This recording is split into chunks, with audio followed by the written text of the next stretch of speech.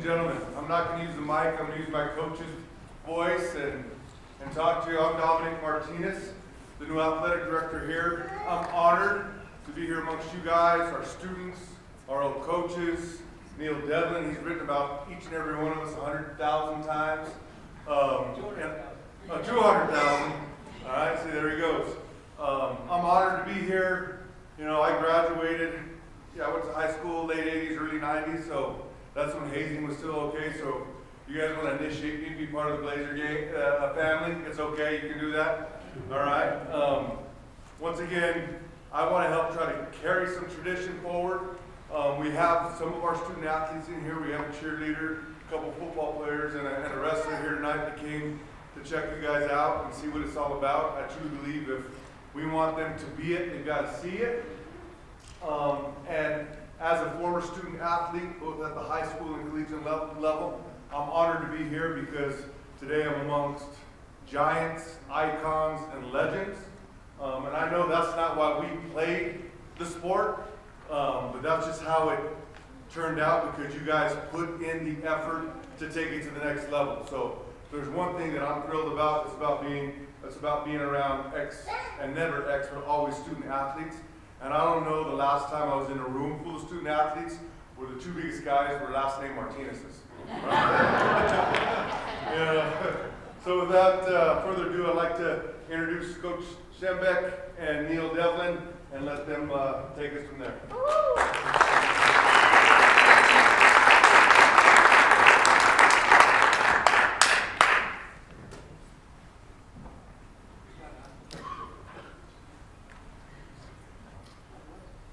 What a privilege to be here again and to honor athletes. When they came to Overland High School, they were young freshmen. They had no idea that 50 years later we would bring them back here to honor them. What a neat thing this is. Would like to introduce some of our guests that are here tonight. Are 4 people that are going in. And as I introduce you, you can stand. Tracy Coburn.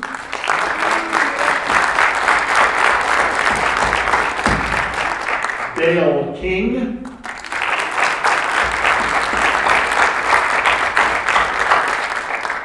Mike Martinez.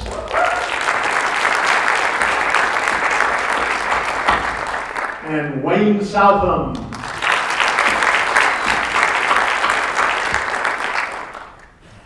The other guests that we have with us today are members of our selection committee. Those people are former volleyball coach Chris Nolan, former coach and administrator here, Pam Smiley,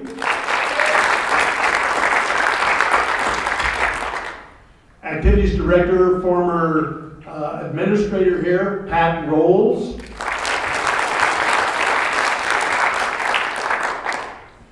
Wrestling coach, Greg Mestis.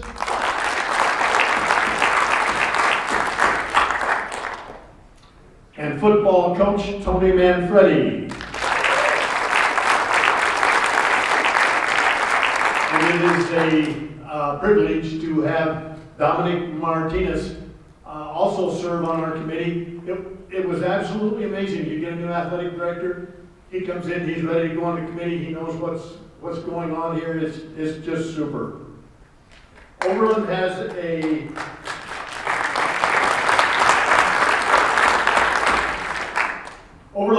very rich history and tradition of athletic success, and you are being honored here today as one of the outstanding individuals to help create that history. Your 2024 class of inductees is the 5th class that we have. Presently, we have 35 individual athletes, 4 coaches, 2 teams, a track relay team, and a tennis doubles team that are members of the Hall of Fame. You are being inducted because one of your Overland coaches, administrators, or fellow teammates nominated you to be a part of this. The selection committee sat down and evaluated the nominees and selected you.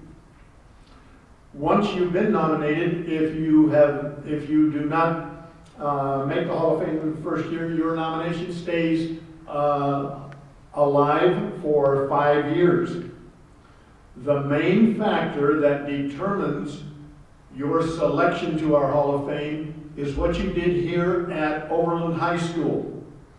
Secondarily is what you did collegiately, professionally, etc. The one thing that I've noticed as we look at the people that come into our Hall of Fame, they were extremely successful in athletics here at Overland. They were great leaders on the field. They were great leaders in the hallways at Overland. Many of them are honor students. They have outstanding grade point averages. They did an outstanding job, and as they graduated, they've gone on to Ivy League schools. They've gone on to very prestigious schools. They've gone on to the Air Force Academy. They have been extremely successful after high school. And one of the first things that a lot of the athletes, as I talk to them, say, well, I was on the all-academic team in college. I was on the honor roll there. And they've succeeded professionally in life. Most of them have businesses, they're professional people. I tell you what, it seems like those people that are your good athletes in school go on and succeed a great deal in life. And that's why we need to keep our kids participating in athletics. You look at today's inductees, Tracy Colburn. She graduated in '89. Her main sport was volleyball. She played on the All Aurora Sentinel team, or was named to the All Aurora Sentinel team. She was All Centennial League. She was All State. She was a starting setter, and if you talk to Coach Nolan, the starting setter is one of the most important people that she puts on the court. She helped lead Overland to a state championship, 2 state runners-up. She was recruited to go to Columbia University because she was an outstanding student and an outstanding athlete. She was a 4-year starting setter at Columbia University. That is top. Among other individual collegiate honors she was named All Ivy League. That's an impressive. Dale King graduated in '96. Dale was a wrestler here. 4-year All Centennial League. And in order to be All Centennial League wrestling, you have to place in the league meet in the top 4, I believe it was at that time. He is a 4-year state placer. I can't imagine what it was like for a freshman to go down to that state meet, and I'm sure a lot of us have been to that state meet. The number of wrestlers that are there, and you see some of the studs that are there, and here is a freshman, and he ends up placing a 4-year state placer. That's unbelievable. 2-time state champion, recognized by the National Wrestling Coaches Association, 3 years as a high school All-American, had a career record of 138 wins and 7 losses from your freshman year on. That's so impressive. His last year, he was 36-0. He was a member of the Junior Olympic team that had the opportunity to travel to Slovenia and toured Slovenia as a wrestler, had a wrestling scholarship to Southern Colorado down in Pueblo. Just impressive. Mike Martinez, class of 2002, 3-sport athlete, football, wrestling, and baseball. He was all Centennial League in football and baseball. He was all state in football. As a baseball player, he still holds the Overland home run record. He set a record in wrestling for number of pins. He wrestled for 1 year and was a state placer during that 1 year that he wrestled. He was awarded a football scholarship to New Mexico State, where he started every game for 4 years. Think of all the football players and the games that you watch and the number of times that they are injured. This young man started 47 consecutive football games, injured or not. He went on the field and started. That's just amazing to me. He played professionally in the Arena Football League for the El Paso Generals, and the spring after he graduated from college, spent time with the Chicago Bears rookie camp. Impressive. Wayne Southam, class of 97, all Centennial League in football, all state football in 95 and 96, all state first team 95 and 96. He is the Overland's only player to ever win the prestigious Denver Post Gold Helmet Award. And that's the highest honor that a football player in the state of Colorado, that's a high schooler, can get. And that was an award that was brought to his present stature and is awarded at halftime of the Denver Bronco games by our Master of Ceremonies today, Mr. Neil Devlin. He was all-state honorable mention in lacrosse, and I think that's cool because we finally got a lacrosse player going up on our Hall of Fame. 4-year footballer at the Air Force Academy. 1 year they won the Western Athletic Conference. He was all academic, playing football at the Air Force Academy. What an impressive record. I couldn't think of 4 more impressive sets of standards and accomplishments of our student athletes that have graduated from Overland High School. We had a 5th inductee, Heather Dowd, who was also a volleyball player. And when we first contacted her to tell her she was coming into the Hall of Fame, she was very interested in knowing what weekend it was going to be. And this just so happens to be her 20th wedding anniversary, and her husband had planned a trip for them. So we've spoken with her, and she will defer and go in next year into the Hall of Fame.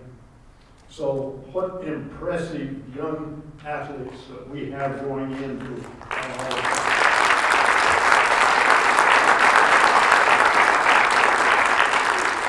We'd like to thank Sybil Booker, who is the present principal at Overland, for encouraging our Hall of Fame to continue to move forward, and she's very supportive of our Hall of Fame. Mr. Larry Bull, who is the district athletic director, he also supports our Hall of Fame. And I can't say enough about how neat it's been to work with Dominic so far this year. Would like to thank the selection committee that worked with me on the Hall of Fame. We have spent many hours of contacting inductees, pulling records forward, the thoughtfulness that they give in selecting the individuals that they do. A few years back, I thought, well, I got to find something for myself to do, so let's do a Hall of Fame. Overland needs to honor those athletes, and I thought, yeah, maybe we need to meet once a year and we'll get all this taken care of. Well, we've been meeting every month to get this thing done, so it's turned out to be a very fun, full-time job almost. Would like to thank Wendy Summers for her preparation of the programs and the video that you will see when we're introducing the athletes, the members of our tech crew that are here, students that are here to film the ceremony and and take care of all of the setup in the auditorium. Mr. Martinez has involved a few present athletes that are assisting with our ceremony and that are present here today. Would like to see more athletes here. I think our athletes that are here now need to understand the history and the tradition that we have going on. And I hope that as you athletes graduate from school and go on and do what you're going to do, I hope one of these days you're up here getting your picture taken and going on the Hall of Fame. The procedure for the ceremony, we will have Mr. Neil Devlin introduce, and he will interview each candidate. And after each candidate is interviewed, we'll bring them to the front of the stage, present them with your plaque, and we encourage you to come down and take pictures at that time. And when we are all through interviewing, we will proceed into the John Buckner Gymnasium for dinner. 3 or 4 years ago, we needed to change the process of our ceremony. And the selection committee mentioned, I don't even remember who it was mentioned, we need somebody to be a master of ceremonies. And we all came up with the same idea, Mr. Neil Devlin. When Overland High School opened in 1978, there were only 5 high schools in the city of Aurora. And they were all covered by the Aurora Sentinel newspaper. And a gentleman by the name of John Devlin did all the writing for the Aurora Sentinel newspaper for sports. And shortly, he was joined by Neil. Neil moved here from Philadelphia, where he had given up a job as a beat writer for the, what's the team in Philadelphia? The Phillies? You think so? Okay. And if you can't remember that name, anytime the Phillies are in town, you can watch the Rockies on TV, and there'll be a guy sitting in the very first row with his family with a Phillies hat on. Are you going to get tickets to the World Series this year? Working on it. We're working on it, you betcha. Neil came out and joined John, and the two of them created the best doggone sports award programs you can imagine. They started making the all Aurora Sentinel teams, which a lot of our kids called All City.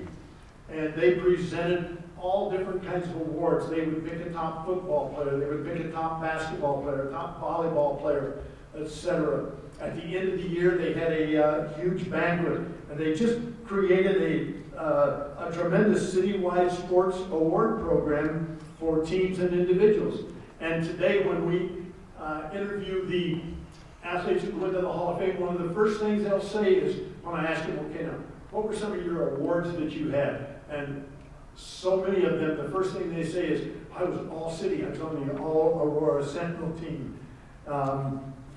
It's just tremendous. Neil went from the Sentinel to the Rocky Mountain News, and I don't even know how many of our athletes remember the Rocky Mountain News. Denver Post. And then in 1982, you went to the Denver Post. And he covered Colorado high school sports the way nobody covered them. He made us as coaches and schools and teams and individual high schools, he made us feel important, he made us feel special. Nobody has covered high school sports in the Denver Post the way Neil used to. Neil took the Gold Helmet Award and greatly improved it, and he made it possible for the winners of that award to receive their helmet at halftime of a Broncos game. He created Mr. Colorado and Mrs. Colorado basketball awards. He started the Student Athlete of the Week award, and we've had Overland athletes be Students of the Week. he created the All-Colorado teams for the Denver Post. And the All-Colorado teams are all classifications, 1A through, we've been as high as 6A. You want to know something about the history of high school sports or athletes and athletics in our state? Ask Neil Devlin. He's an extremely interesting person to talk high school athletics with. The selection committee feels very honored to have Neil as our master of ceremonies. So without further ado, I will turn the program over to Mr. Neil Devlin.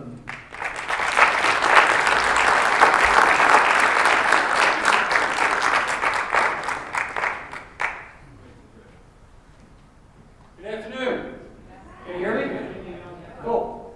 Thanks for having me. I've been doing this for multiple years, and for next year, can get somebody up here who's going to say not what I wanted to say when I come to the stage, because he pretty much covered everything, as he usually does. But I've been doing this multiple years. It's interesting for me, if you look around, other schools are copying what Overland started. Well, the best form of flattery, I think, is copying and stuff like that. And in this case, it's really true, because this school and its tradition has been outstanding for a long time. Now, it's the time to keep it up and keep it going, and I don't see any reason why I can't. I mean, it's just a really cool thing where you celebrate these people who did so many things outstanding as young people, and then, of course, when you circle back to them decades later to see what they're doing, it's no coincidence that they've all done so well.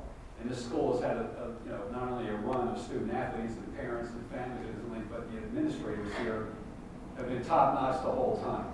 So let's just get on with it. We have a Fab Four of sorts here for you, covering 3 different decades, and we're going to begin with Tracy Coburn. Come up here, Tracy.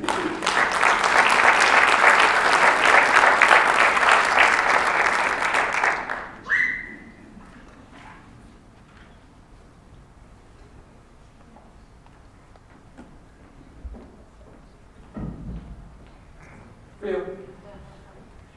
How you doing? I'm good, are you? Thanks for coming. No, you're welcome. Thanks for having me. All right, so let's begin. How come volleyball? Well, I started playing at a really young age. My dad used to take me into our backyard when we lived in Texas, and he played volleyball in like a club setting for the military. He was in the Army, and he would just hit balls at me, and I would practice digging them, and I just really always thought that was So you were immediately really away. fun. And then when I was in junior high, I just joined the team, and we were a really small Catholic school, so kind of Which like, one? I went to an elementary school, or a middle school. It was an elementary/middle school called Our Lady of Assumption in El Paso, Texas. And, if you basically wanted to play, you have to play.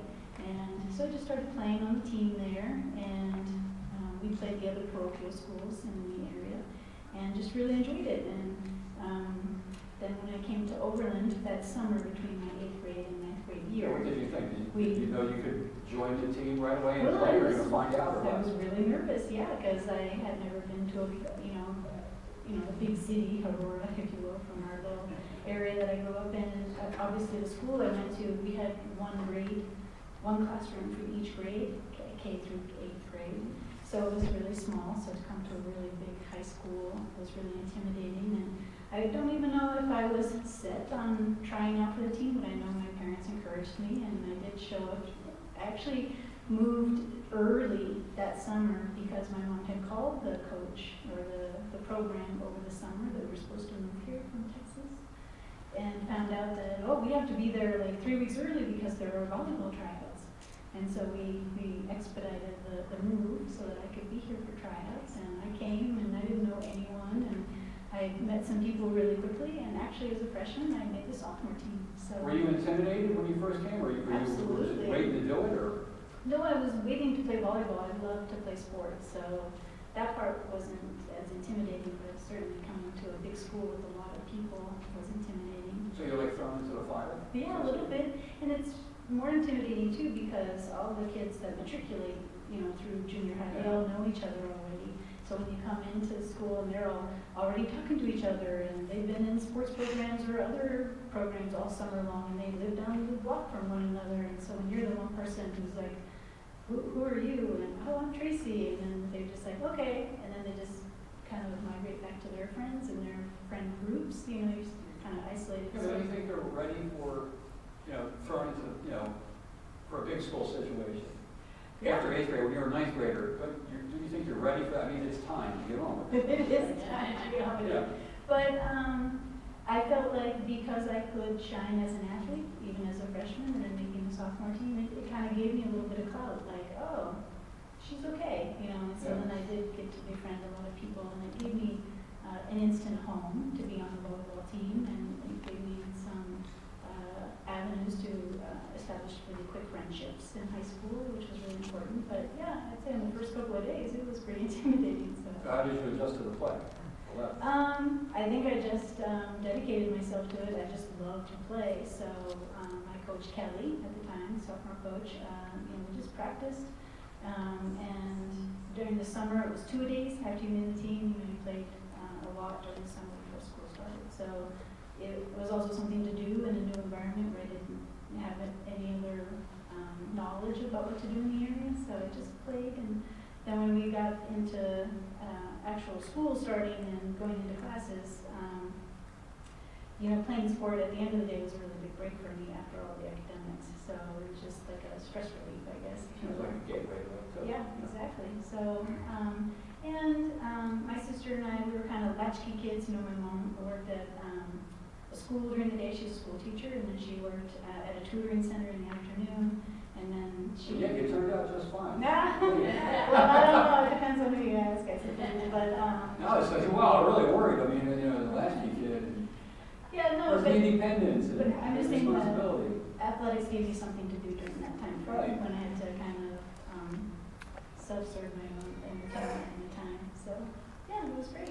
How much better did you get from 9th to 12th grade? Do you ever measure that?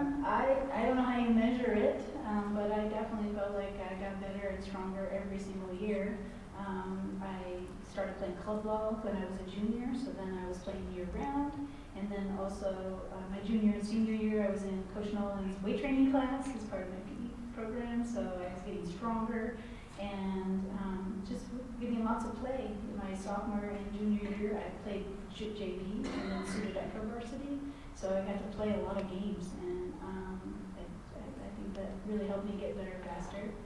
In my sophomore year as a setter, you do a lot of ball handling, and my mom, for Christmas, my mom got me, or my parents got a weighted ball, and there was a drill over there. We lay on the ground, and you just go like this against the wall. Sweet. And I used to do hundreds of those at night in between doing my And you enjoyed it to no end, too. Exactly, to no end. Yeah. It was glorious. So, where else could you have gone, and why Columbia? Well, I applied to 13 colleges. I got into 10, and Because it was kind of in the advent of all the things happening for females in collegiate athletics. was it Yeah, not? at the time there were a lot of doors opening for female athletics because of Title IX. Slowly. Yeah. At the end of the day, I think I remember having a conversation with my mom and her saying, Columbia is kind of the top of the list as far as academics, and you can play volleyball there. It might not be the level of play that you're used to, but if you start at the top, it's easier to trickle down than to climb the ladder up. And so she's like, just try it for a year, and if you don't like it, then you can transfer, and you'll still be able to play volleyball. You might have to redshirt because of eligibility, but the most important thing after you graduate will be what you learned, not how you played. And I thought that was really sage advice, and so I started at the top, but I got there, and I loved playing, and I finished there. And there were no academic scholarships. And they have no academic scholarships So there. did you rob a bank or have a stock scam, or what did you do? Well, the university has a lot of endowments, so I did receive a pretty hefty financial aid packet to go there. In fact, at the end of all the calculations, it was going to be cheaper for me to go there than to spend 4 years at Colorado University, because I got a more advantageous financial aid packet there. And did you meet and encounter a high-end array of teammates and foes playing Ivy League volleyball, or what? No, well, actually not really, because the Ivy Leagues in Columbia is one of the smallest Ivy Leagues. So we don't have a larger pool of population to select athletes. And most people who go there don't go there for athletics, you know, they're going there for other academic reasons. And so the level of play that I experienced at Columbia was never as high as what I experienced here playing at Overland. Even against like, you know, Harvard and Yep, Yale. well, they and- played better than we did, but my team didn't play at that level, because we only had 2,000 students matriculating in the undergrad in its entirety, which was smaller than Overland. So, you know, we just didn't have the pool of athletes to pull from. Harvard has 13,000 people, so in matriculating, so they can recruit more people and then select from a larger group, and so their programs are a little bit stronger than Columbia. Yeah, but you still left with an 8. I went to school. Exactly, I don't regret that at all. The advantages that I have kind of gleaned in my career, having had an Ivy League education, I will never regret that. It's opened a lot of doors for me, and I feel really grateful for the education that I received there. Did you get the sense that like Harvard and Yale, those guys look down on the Columbia volleyball team? There's no doubt that they don't, you know, feel the threat of our competitive, you know, bout, but I don't think they look down on Columbia. Columbia as a school has its own reputation for just having, Certainly. you know, really good quality people. So, but I don't think they were necessarily threatened by our competition. Yeah. You know, I do think in the league, our team was kind of considered one of the teams where it's like, oh, that should be a slam dunk win for us, you know. But that kind of made it more challenging for us, you know, to be the underdog and to want to try to, you know, show them that we And weren't does that just. allow you to stick out and, you know, make all Ivy League because, you know, you were Yeah. a good player on the Columbia volleyball Yeah, team? that was absolutely true, and it gave me an opportunity to practice a lot of personal leadership growth, you know, to focus on things that aren't always about the win, but more about teamwork and team commitment and things like that. So it was a good experience overall. Did you ever plant Wilson on somebody's forehead? No, but I was on the receiving end of a baseball net. So yeah, that was not fun. Yeah. And my coach called a timeout immediately and yelled at the blockers and was like, "You have to protect her." I'm like, "I agree." But I learned a lot of new skills, you know, at Columbia for volleyball, just strategically, because when you play differently at a different level, it changes the way you approach the game. And so it was intellectually stimulating, and I still had a lot of game time and practice, and I always enjoyed all that.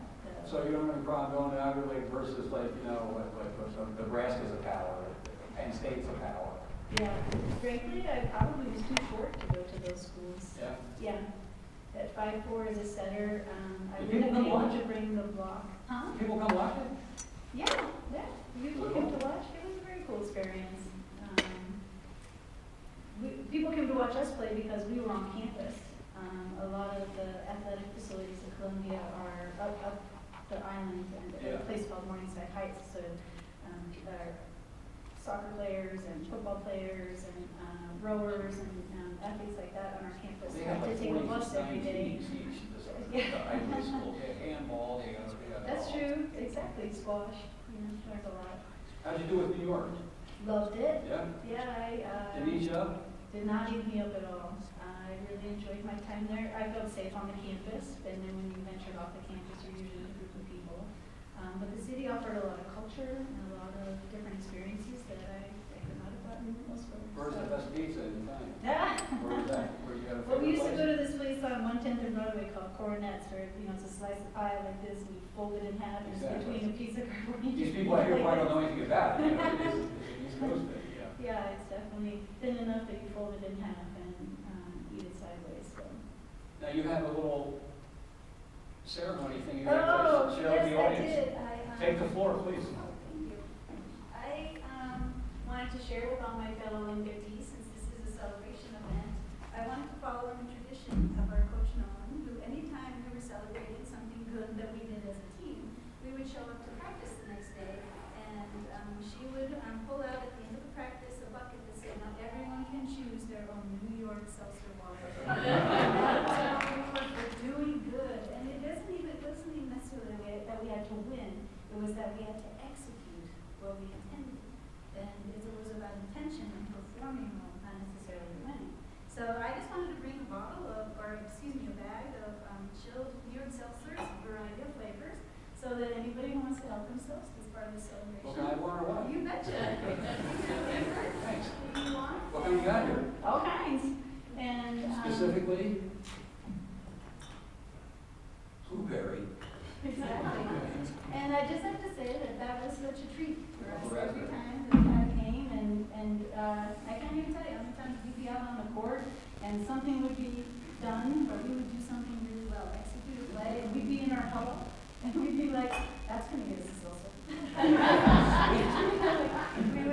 We looked forward to it. It was something that motivated us, and it's a tradition that I have remembered to this day, and every time I see the New York seltzer, it reminds me of my time here at Overland, and what a wonderful coach Mom was. Cool. Ladies and gentlemen, Tracy Gilmore.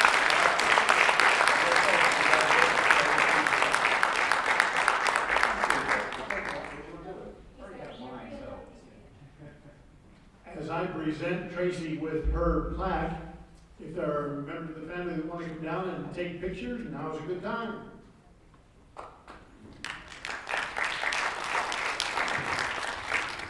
Congratulations and thank you for being a blazer. Oh, it's been an honor being a trailblazer. Thank you so much. You bet. I really appreciate it.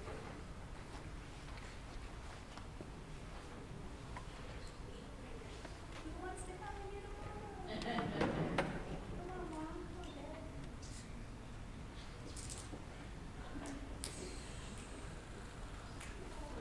Lunch. Do this again. Who's first?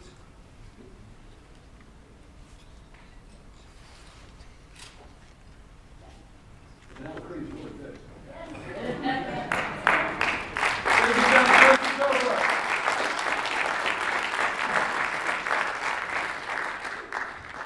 Next inductee. Please welcome Dale King. Come on up.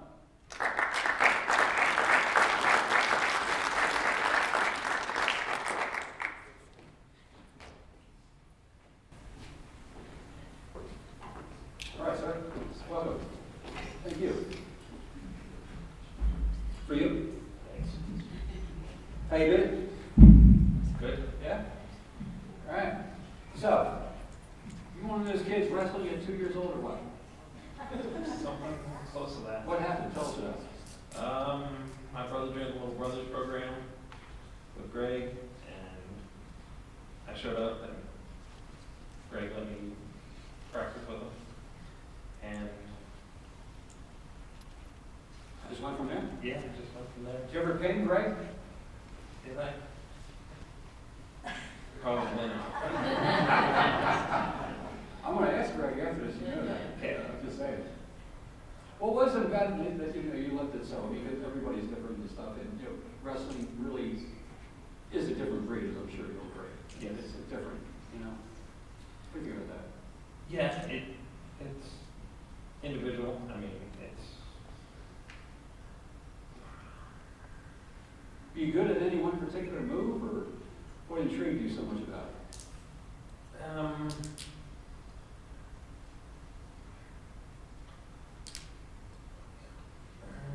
Don't be okay. Take your time.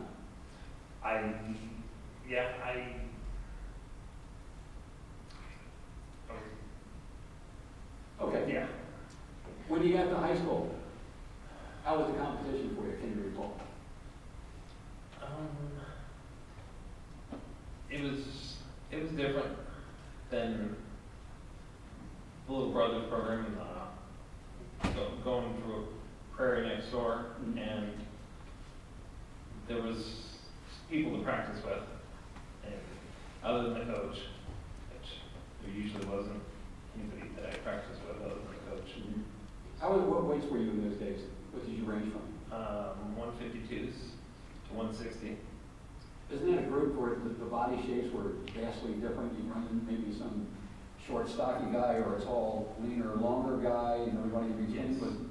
I was always the shortest usually. Were you? Yeah. Did any of those body shapes give you any particular trouble more than others?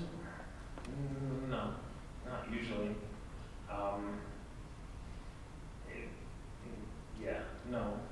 Were you a first takedown young guy, and then if you let him up, if you couldn't pin him, yeah, you couldn't get back points enough to pin him, or how was it? Yeah, I would, it would depend on what the plan was. Sometimes we're going for points, so. You only had 7 losses. Were there anybody in your age group and weight group that you wrestled, throughout your, from 9, 10, 11, and 12? Right, A lot of guys grow and stuff. yeah, I wrestled the kid from Creek through, for most of the time. Yeah. From 9th through. How'd you fare with them? We go on as well as anybody does with Creek, so, yeah. I saw him outside of wrestling a few times and we go on, so. It was mostly just the duels and the tournaments that there was a whole lot of rivalry between Creek and us. Yeah. How was the team in those days? You guys very deep in terms of outstanding wrestlers and stuff, or you helped carry the team, or you were a leader of the team, or? No, there was quite a few, a year or two before, and while I was there, there was Andy Fitzpatrick, and John Crush, and there were several, Dennis Masters, and I practiced with all of them. I mean, I knew most of them since I was in the Little Brothers program. Yeah, a lot of them stuck around after practice for the Little Brothers program and stuff. Yeah, it's a pretty loyal group. Yeah. As a whole, in the sport, isn't it? Yeah. Did you have a most gratifying match, or like a revenge match or anything like that, where a guy beat you and you were going to come back and get him, or? But you had such an outstanding record, like 138-7. I mean, 131 matches over 500 isn't bad. Yeah. I can't really point one out that stuck out. How was it in college then? Ever? College was a little different. In those days, did you go from 2-minute periods to 3-minute periods? Yes, we did. How was that change? I mean, the first time I saw that, you're kidding, right? Out of Really shape, good. yeah, you had to be in a completely different shape Yeah. for doing it. We practiced at least twice a day during the season and stuff, so. And cutting weight was a little different in college than it was in high school. Yeah, how so? I never had to cut a whole lot of weight in high school, so college was, if you weren't lean enough, you weren't wrestling at the top where you should be. Yeah. So, What kind of stuff did you eat to cut weight? What did they allow you? Was it like celery and stuff, or? I don't even know. a lot of chicken and rice Yeah. and not a whole lot else. How is the wear and tear today as an adult? Are you? I'm 18? upright. Huh? I'm upright. You're upright. That's very good. Have you done what you did? Would you encourage the kids today to keep wrestling and stuff like you did? Yes, of course. Teaches some dedication and work ethic and to enjoy it, not to just do it for. To stay in shape or something? Yeah. Do it because you enjoy it, not because you're doing it for somebody else. Do you enjoy it? Yeah. I think I always enjoyed doing it. Was there any difference for you, like when you were, you have like a dual meet against, say, Smoky Hill or something like that, or a Centennial meet, and when you go to the state championships and there's like all these people there, were you aware of that? You have to make any adjustments, or you just go wrestle, or would you go? Just go out and wrestle. Down at the Stapleton, no. Nichols, it's a little different. It's pretty, there's a lot of people in Yeah, go ahead. Usually the wrestlers are quite humble. Wouldn't you agree? They were in your day. But now, if a guy gets attacked in the NFL, he jumps up like he found a cure for cancer. If a guy hits a home run, it's like he saved people in Nicaragua or something. It's just ridiculous. I mean, it just seemed that you guys were like the most humble group of any high school sport I ever dealt with. Tried to be. Greg encouraged that, Yeah. so Would you like to go pin him again now? maybe. Yeah. He's up for it. What do you do with yourself now? Tell us that. I run my own business. I work on in the auto body world and putting the clear balls on vehicles. Do you do any coaching or anything? Did you? I did during after college, or while we were in college, I helped with a Little Brothers program that was out in Fowler, and then Pueblo West, and Usually both those guys are pretty good. yes, Yeah. so yeah, I coached for a little while I was down there, but after college, no, I hadn't done a whole lot as far as wrestling. Isn't wrestling different in that, from a coaching standpoint, you can actually get out there and like wrestle with your kids and stuff like that, whereas like the football guys don't necessarily, put helmets and shoulder pads on, or they don't play baseball and stuff like that. I mean, I did isn't that so? I wouldn't be able to now. Is that right? Yeah. But you did for a while? Yeah. How was it trying to convey to, I mean, is it more hands-on? Yeah. I mean, most of the coaches always went out there. During college, Doug Moses, that was down in Pueblo, he was out on the mat with somebody wrestling every day. And yeah, it's something most of the coaches are hands-on doing. It's not from the sidelines. Do you look back on it fondly? Do you refer to it periodically? Think about it? Yeah, I'm definitely glad I did it. Yeah. Yeah. Well, guys, into the Hall of Fame. It did. done. So. Thanks for your time and Thank you. congratulations. Well done. Thank you very much. Well done.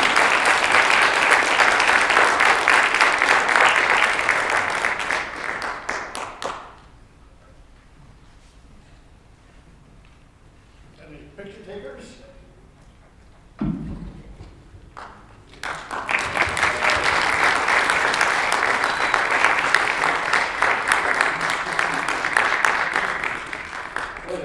Well done, congratulations. Cool. Get back in the picture.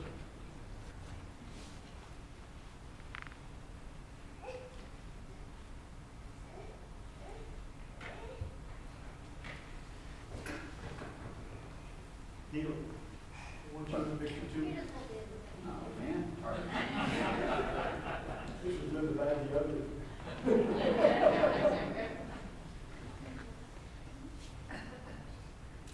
Cool. Thank you. Congratulations. Thank you, Bob.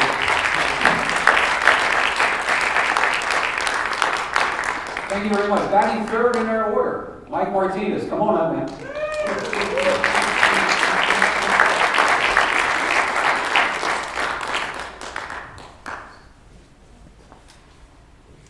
gonna have one of these that would jump up here. And you were a candidate, Mike. You could do it, man. Have a seat. Grab that microphone. Thanks for coming. That was for me. Anyway, I've been dying to ask, listen, I don't know many kids in high school who wrestled and played baseball. Elaborate on that. Because usually they're, weight guy in track or something, or lacrosse or something like that. The crossover from wrestling to baseball is as significant as I see. Yeah, honestly, it was just the training stuff afterwards. I actually got suckered into wrestling from our D-line coach, because Andy Hawkins was the heavyweight the year before, and coach was like, hey, you can come wrestle, right? I was like, yeah, okay, coach. And he comes back and 2 weeks later, he goes, all right, practice starts on Tuesday. I was like, what? What are you wrestling? I said, okay. That's all it was. And then, so I got wrestling doing that, and then for all the off-season training for baseball, I would just go to wrestling practice, and then as soon as it was done, I'd go home, do some homework, eat, and I'd go train again for baseball. You use it as separate into wrestling, just that easy? No, it's definitely a different sort of athleticism to go into wrestling. There's a lot more. I did benefit from baseball for sure, because I'm just a conditioning alone. And Coach Parker, an awesome coach out here, who played baseball. We used to run poles and get in trouble for foul pole. Yeah. And after wrestling, feeling pretty good, I was in shape, just running the pole, and, he stopped there, one day he stops me, and, he goes, what's a hog? I don't know, what's a hog, motorcycle? He's talking to the whole team, he goes, no, we're not talking about that, he goes, talking about O-line and their hogs, he goes, all you guys are little, you should be able to beat them with these poles, and everybody's like, why are you going so fast? Just from wrestling, that's it, so I got yelled at by my teammates for that one, but pretty much how I went through there. Which one do you like the best? I actually like baseball the best, 100%. I always thought it was better at baseball than any of the other sports I played, so I actually enjoy baseball a lot more. And the Overland home run record, right? Overland home run record this year, the unconfirmed Colorado longest home run ever hit. Okay, go with that. So we played at George Washington High School, and I hit it while at George Washington High School over The same field they have now? Yeah, same one. So down the left field line, over the fence, over the property line, across the street, over the guy's house, and I hit the guy in the garage, the backside of his garage. You go now? Yeah, so he came out, he goes, what's that? My dad's up there, my dad back there wallowing all the way up the hill, he goes, he gets the ball, and he goes, I have a baseball here, he hit my garage, and so my dad was being curious, because we're gonna go take a tape measure out there, so got the 100-foot tape measure and walked it all the way out there, it was like 507 feet. I'm sorry, I need that again. 507 feet? Okay, and the Phillies didn't draft you because? So, nope, I got asked to play for the Marlins out of high school after the Centennial Jeffco All-Star game.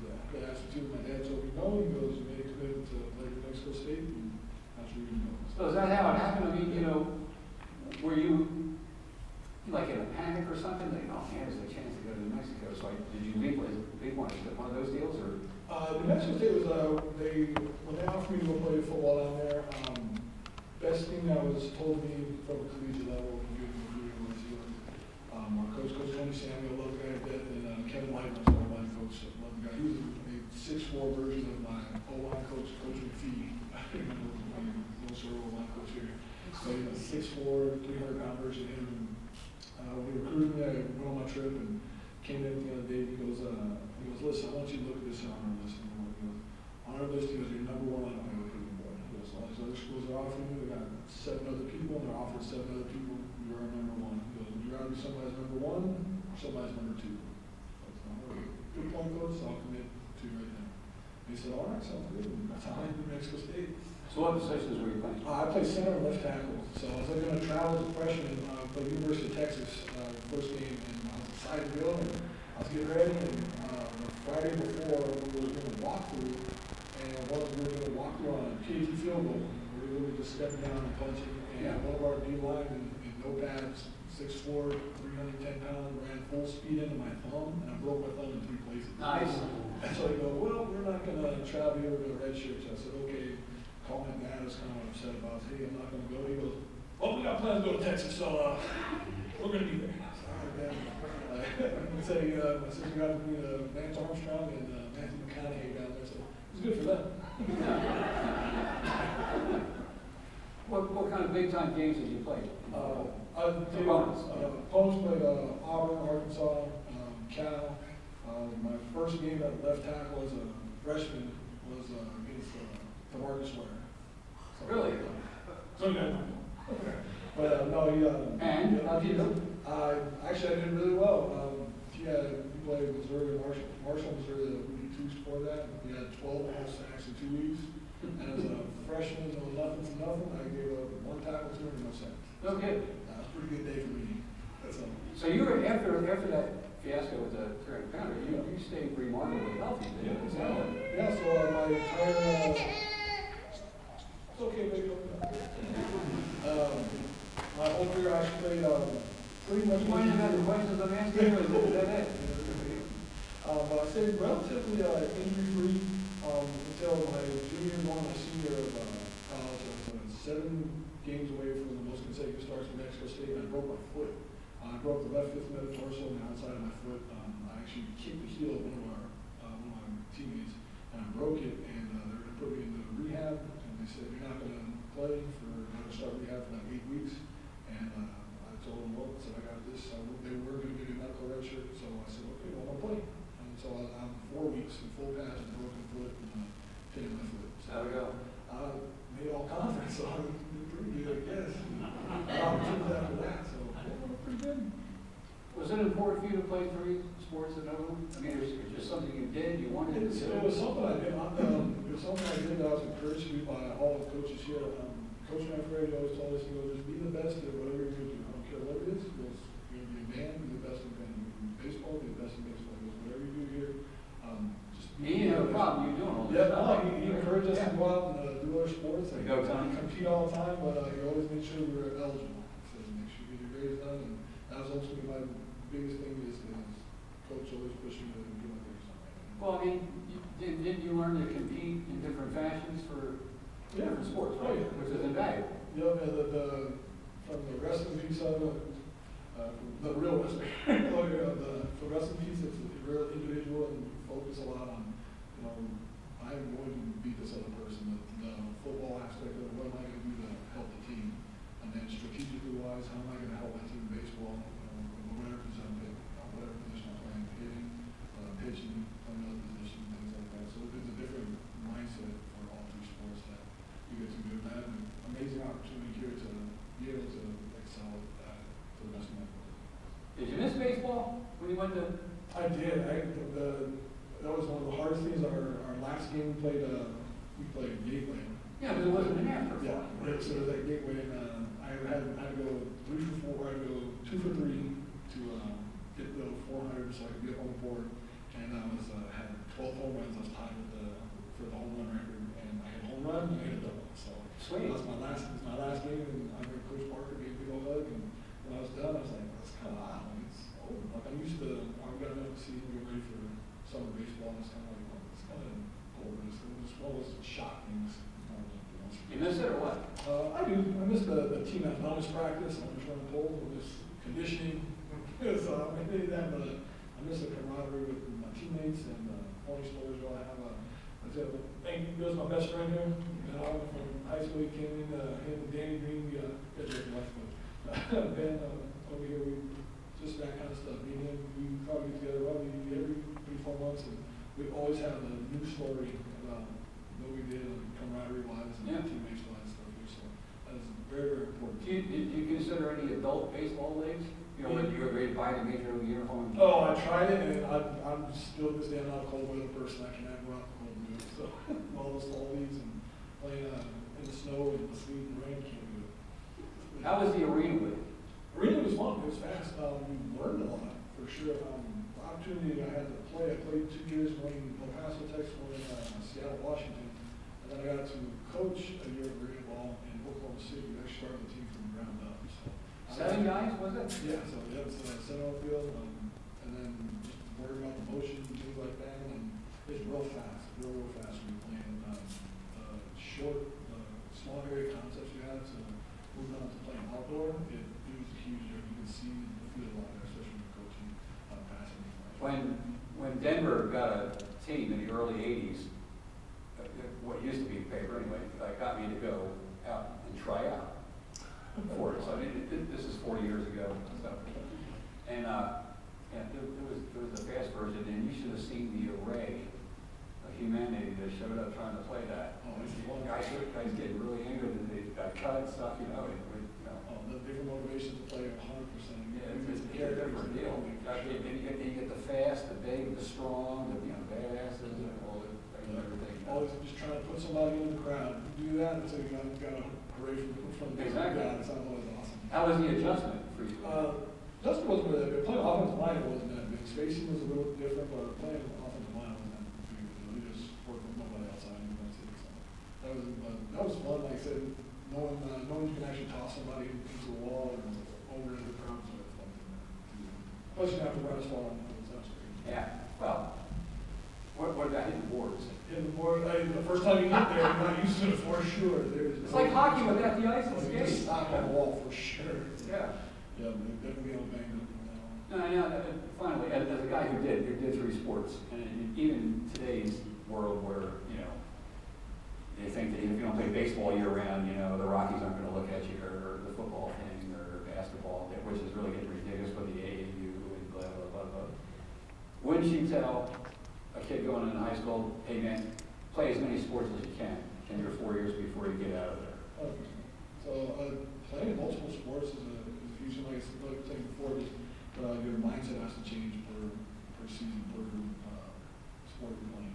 It teaches you how to work with different kind of people. You can't just work with just football athletes, just baseball athletes, wrestlers. It also teaches you to be accountable in other ways, like I said, for communication for sure, and then being able to speak to different kinds of coaches, be able to take constructive criticism from different kinds of coaching. Obviously from the freedom of sports, more straight ahead, it's banging around, kind of football stuff to more finesse, knowledge, body motion, those kind of things from wrestling, and then baseball, this is being patient. If you fail, 3 out of 10 times, or 7 out of 10 times, still one of the best baseball players there, so you have to learn the mental aspect of that, and understand that you're failing, but you're still succeeding, but you're still working forward to being better, and doing that year round for different sports. It's a great mindset-wise. It also keeps you focused, like seventh grade and stuff like that. And it gave you like a gateway into the ensuing seasons too, when you switch.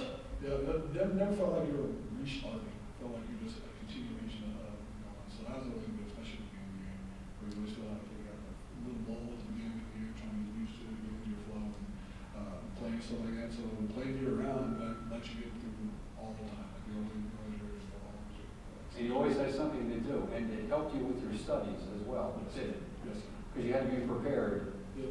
I was in clearinghouse stuff was a 2.5 GPA then, and I was not the stellar athlete that I became. Or a student athlete for sure. So doing that was definitely a big thing. Coach Tom Rutt, he was teaching here. He actually helped me a lot academically for sure. He sat down and really said, listen, you're not going to blow your opportunities because you don't want to, just sit down and stuff like that. So he actually helped me like I said, my best friend Ben used to help me a lot with lunch class and stuff like that. So we go at lunch, knock it all out, and Coach Rathbury always emphasized our academics for sure. And so that was a huge piece for me because nobody ever. Dominic, you should have that on every incoming freshman phone for the rest of eternity. How about it? That sounds good. And no regrets whatsoever doing that. No, none. No, providing opportunities I had never thought available to me. I transferred from Ranger High School here, and the opportunities that presented themselves here for athletics and academics and socially, this place was absolutely incredible to me. And every benefit I could take from the place, I got, especially today, something like this. Well done, Dominic. It's a pleasure. Ladies and gentlemen, Mike Martinez. Well done.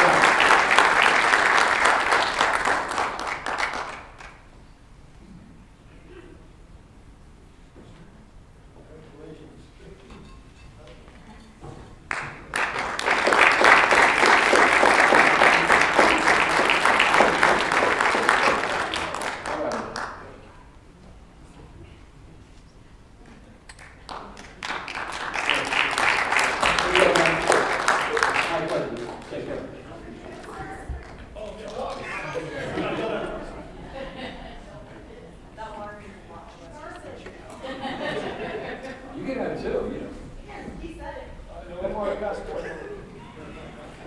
Clean up, last but not least by any stretch of imagination, ladies and gentlemen, Wayne South.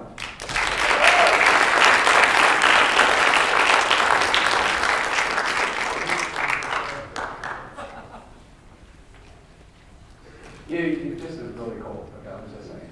I brought this for you. I know you did, and I'm glad you did. Thanks so much, man. Grab a seat. Hey, Ben. Really good. Cool. So let me tell a quick story. Go. Because in our house, your name's not Neil Denver. Your name's Dean Denver. Because the first time you called our house to interview me about this, it was back where you have a landline, and we had a little whiteboard next to our phone. And on the whiteboard, I got home from school, and my dad said, some guy named Dean Denver called. And so you need to call him back. And so I called you back. Some Found guy. out your name wasn't Dean Denver. So that's what you're still known as in our family, is Dean Denver. Well, I'm willing to change. You It's too. cool. So,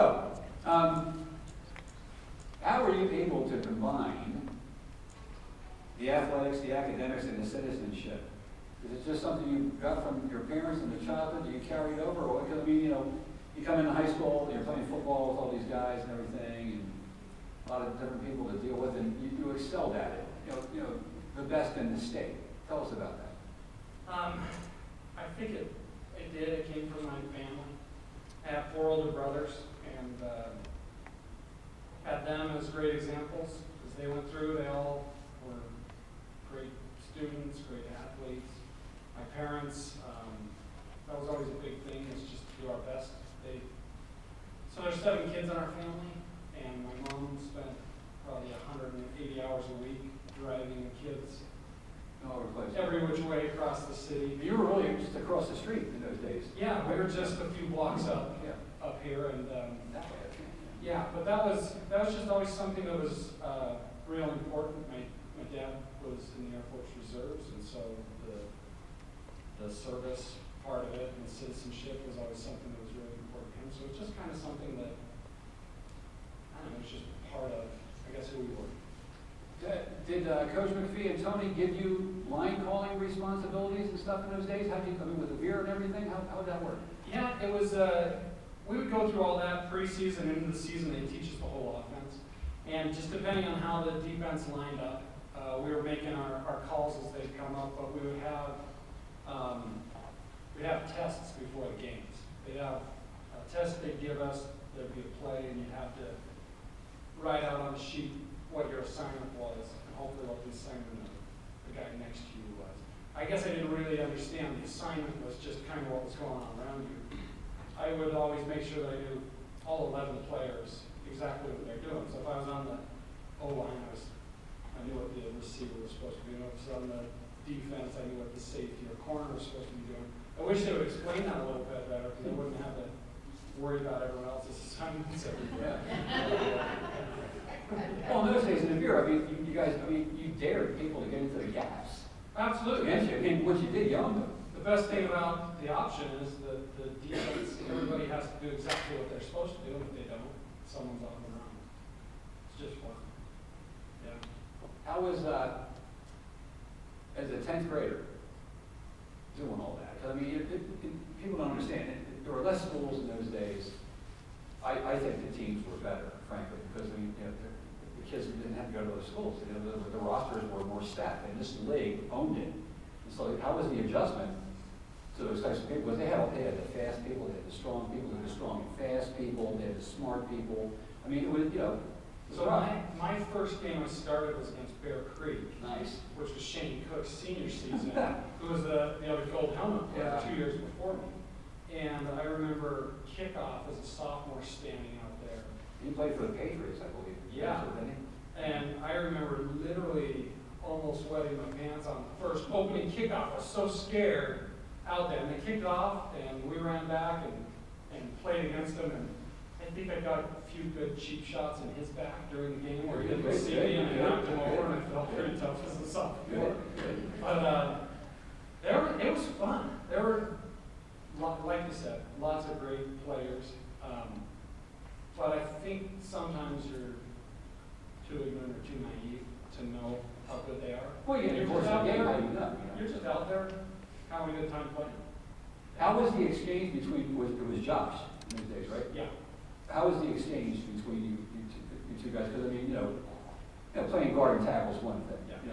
Center is, nobody moves until you move the ball, and you got to get back there. And most times, if you get back to Josh, well, Wayne didn't get the ball back.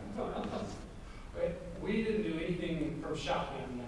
Everything was under center. Yeah, no, pretty rare. Yeah, and, but I can't remember, honestly, I can't remember a fumble snap between the two of us in a game. And so it just always, So it worked really well. it always worked really well. Same thing once he graduated with Anthony my Yeah. senior year. Yeah. Same thing. The loss in the final, how rough? Oh, man, we cried like babies after that game. Well, I mean, it's the end of the year, and, Yeah, and as well. And all for about 5 minutes of that game, we beat Cherry Creek for the most part, but they had Darnell McDonald, All-American, who got loose for a few minutes. But yeah, and I was a junior. We had the seniors, a lot of really great players, and we were just out in the field just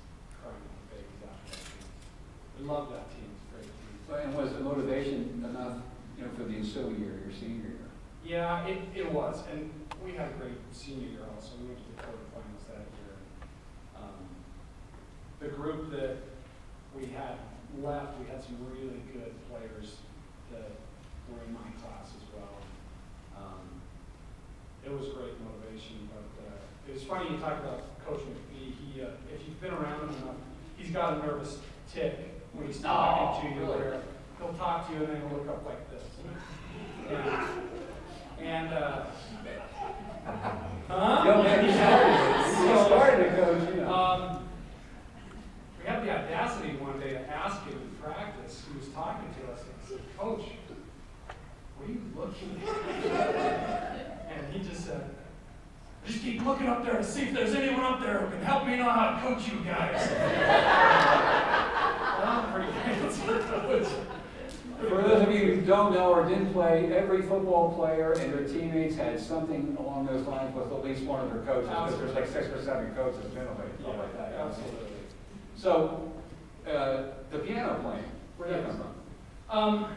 That really came from, my mom wanted to make sure that all of her kids took some type of musical instrument, at least for some amount of time. And some of us stuck with it longer than others, but that was something. She plays piano and organ and started us when we were pretty young. And so I stuck with it all through the end of high school. And there's still times where I'll play at church services and stuff if they need someone to go do a really bad job playing some hymns. I'm their guy to help out with that. For those of you who don't know or recall, 27 years ago, I think it was, we had this great picture of Wayne in a tuxedo playing the piano with a gold helmet sitting on top of the piano. I mean, you know, more, let's say, Elton John and Jerry Lee Lewis than Liberace or something like that, you know, but it worked out really well. Yeah. So, Air Force, how was it? I loved Air Force. It was a perfect fit for me. And it's not a perfect fit for everyone to go down there, but for me it was a really good fit. They ran a similar offense, so that wasn't a They big could run the adjustment. ball, what? They could run the ball. Still can, yeah. But as far as, I really actually enjoyed the basic training and all the different summer programs, doing the gliders, doing the survival training. My juniors and senior years, I was doing civil engineering as a major, and we had a summer program there where we'd go build stuff, and for me it was great. The other thing I loved about it was every morning they announced what you were going to wear that day. And So no wardrobe. yeah, they would say the uniform of the day is whatever it was. That was great. I'd just go to the closet and pull it out and never have to think about what I was going to wear. And I wish someone would do that still today.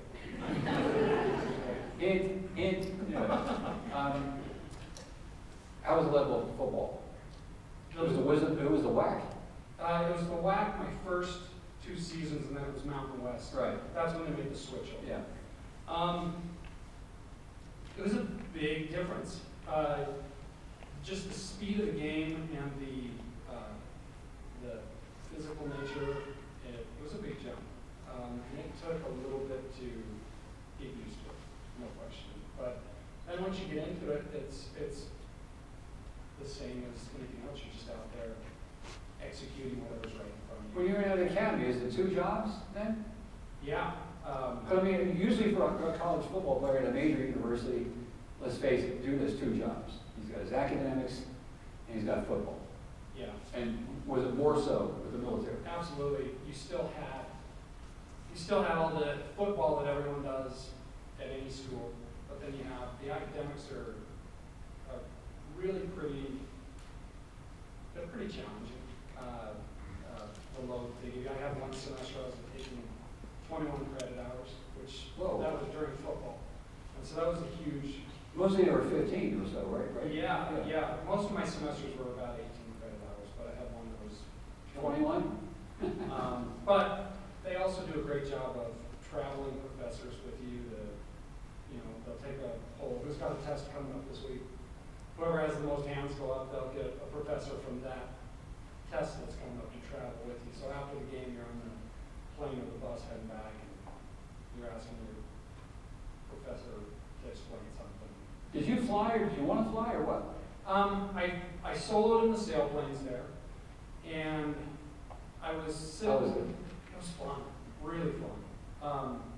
You got an instructor pilot for the first 9 or 10 flights, and I soloed on my 10th flight. That was fun. My 10th flight, I was on my own, and a tow plane takes you up, and then you pop off, and you're gliding around. And No, it's a glider. yeah, glider, no motor, Yeah. and that flight was scary. I just wanted to get back to the ground as quick as possible, because I didn't have anyone else to help me out. But Were you in radio contact, or no? you got a little radio, but I guess if things got really bad, they say good luck. You know, find a road, I guess, somewhere, and hope you don't land like a car. So how many years were you with the academy? So 4 years at the Air Force Academy. It's 4 years for everyone who goes there. And then after that, you go active duty. And so my first assignment was coaching and teaching at the Academy Prep School. Oh, yeah? And then after that, went to Hill Air Force Base in Utah as a civil engineer. So, How was that? a lot of fun. There's some of the best people that you'll ever meet are people serving in the military. So they're all committed. They are 100%, aren't they? Yeah, they're all there for whatever reason they're there for, but they're all there in the end to serve the country and protect those around them. So it really is great being a part of that. You know, I played in the National Guard Colorado tournament last Friday down in Parker, and they had a guy in bagpipes there and killed, playing, doing stuff, and then just talking to somebody, and all of a sudden they went into the national anthem, and all these guys just stopped, man. Just did. You could tell the commitment and stuff. And then once it was over, I mean, they're all really crazy, and we're in good hands, really, aren't we? Yeah. These people. Great hands. And I just had my 20th reunion 2 weeks ago that we came over to, and a lot of the guys that I went to school with are playing. They're still in. Some of them are just retiring right now, but they're really some fantastic people that are serving our country, no question. Well, sort of like, Tracy and Dale and Mike and stuff, what would you tell if you could address the incoming Overland freshmen? What would you tell them? I think similar, well, before that, let me tell you another story. I started playing football in 6th grade. My older brother, Nate, was here, he played football, I was watching him. So we needed to get a helmet and shoulder pads. And so my mom went out to a garage sale and found a helmet and shoulder pads that had been used by Dale King. Because Sweet! And I didn't know Dale at the time, but I knew kids who knew Dale, and they said, I don't know if I play in those pads, they're probably wore out, because Dale hits people so hard. So, luckily I made it through Little League wearing those pads, but I got Coach Frog was my Little League coach, he's here tonight also.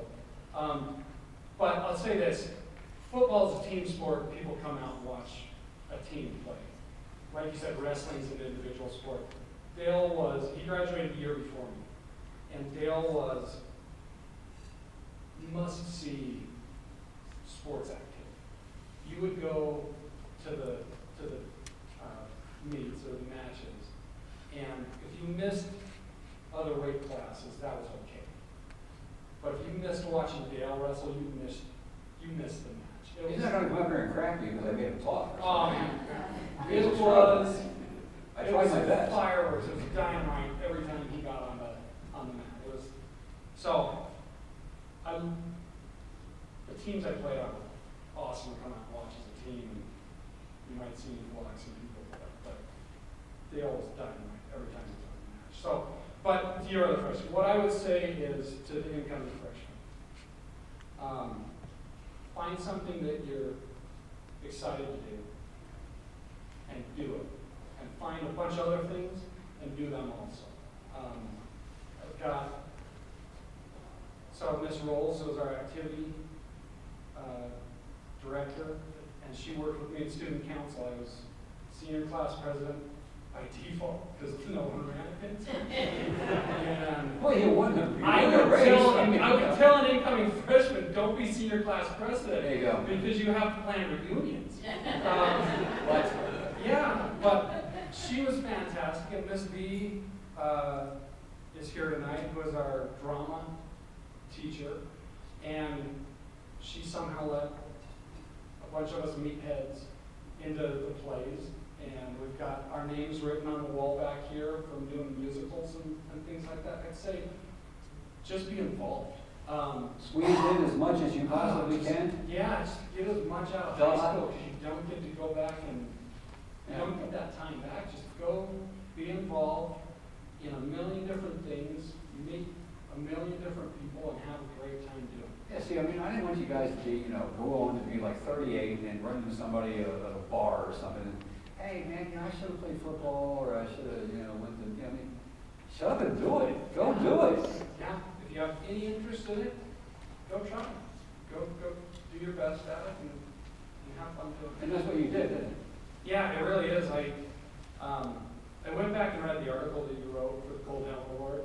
I'd like to read you from my end, because all I said was, I like having a great time. I like having a great time. And what I realized over the years was the reason that it was a great time was because I was in all of these different activities with people from every different walk of life in school. Yeah. It wasn't that I was just with the football team and we were all playing football and football and football. It was, I had the football people that I knew, I had the choir people that I knew, I had the drama people that I knew, I had people from all of these different areas, and that's what made it a great time. It's just, got to know everyone, and they're all great at what they were doing, and I got to be a part of little pieces of their greatness, of the things that they were doing. Yeah, you took something from everybody you encountered. Yeah.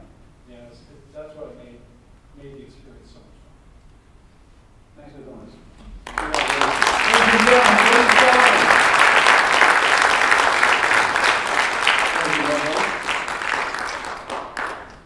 Respect.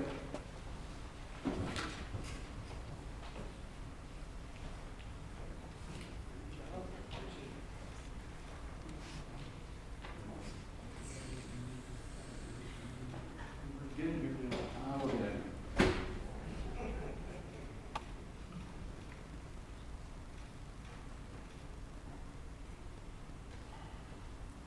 Okay? Ladies and gentlemen, class of 2023. One more time, Tracy Coburn, Dale King, Mike Martinez, and Wayne Chapman. Thanks for coming. See you guys next year.